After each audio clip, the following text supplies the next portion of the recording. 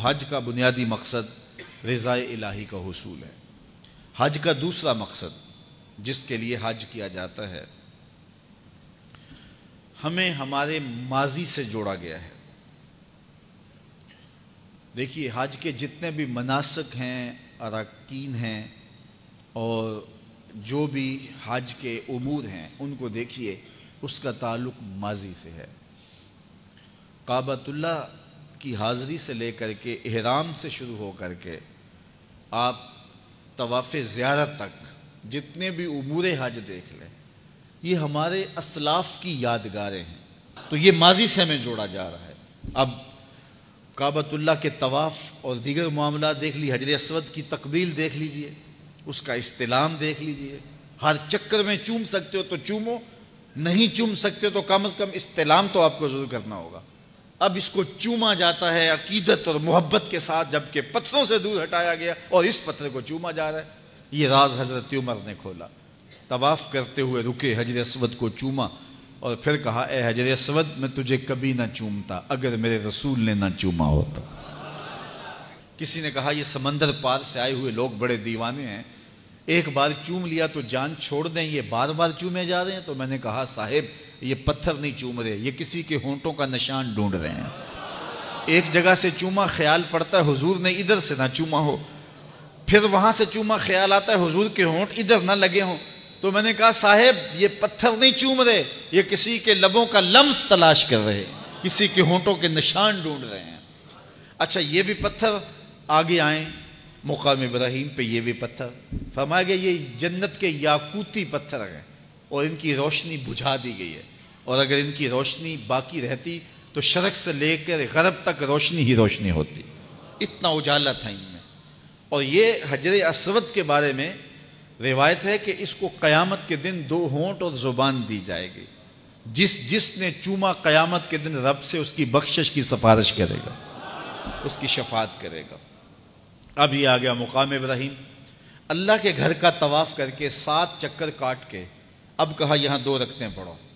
یا اللہ، تیرے گھر کا طواف ہو گیا، اب کسر تو کوئی نہیں رہ گئی۔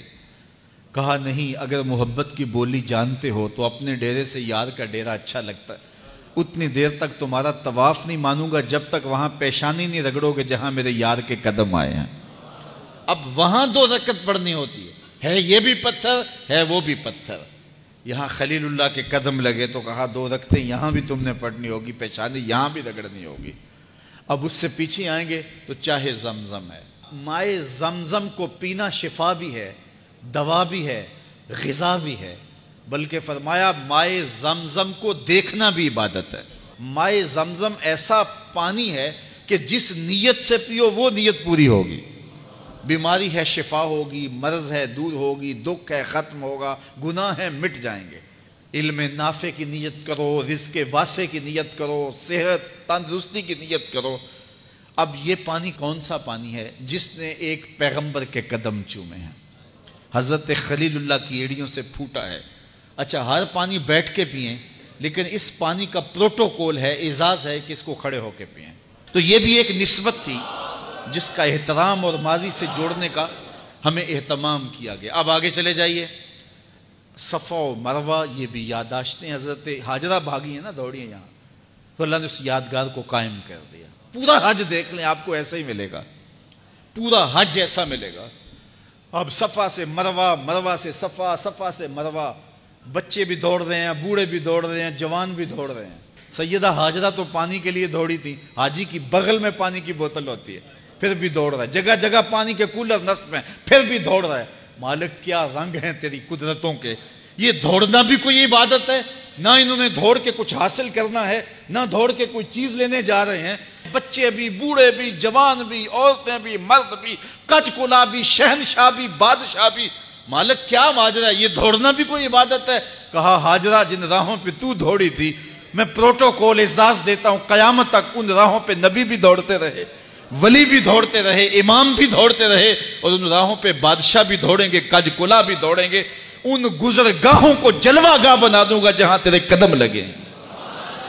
اللہ اکبر، کیا رنگ ہیں! تو وہاں ایک دوڑ لگی ہوئی ہے۔ تو یہ اس ماضی سے ہمیں جوڑا جا رہا ہے۔ اب احرام دیکھ لیجئے، یہ لباس بھی یادگار ہے۔ وقوف عرفہ دیکھ لیجئے، یہ حضرت آدم اور حضرت حوا کی ملاقات کا مقام ہے۔ کہا یہاں تمہارے باپ کی توبہ قبول ہوئی تھی، تم بھی یہاں کھڑے ہو کے رب سے لمبی دعائیں مانگو، جو دعائیں مانگو وہ دعائیں مستجاب ہوتی ہیں۔